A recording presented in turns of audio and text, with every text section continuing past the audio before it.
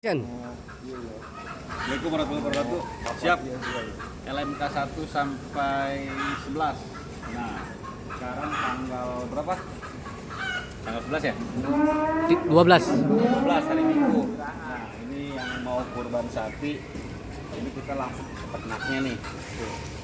Sapinya lumayan gedong-gedong. Untuk masalah harga, pokoknya bisa kita kondisikan lah ya. Nih. Tuh, lihat sapinya tuh. Tuh.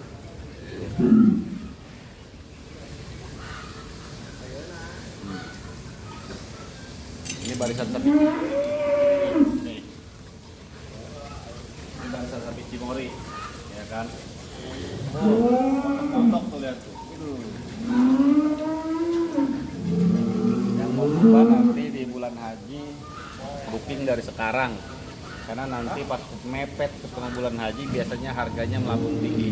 Beberapa tengkulak atau bandar baik dari beberapa wilayah ngambilnya di sini. Jadi ini hanya satu kandang karena di bawah masih ada kandang lagi. Terus di sana masih ada 2 kandang lagi. Ada beberapa kandang lah.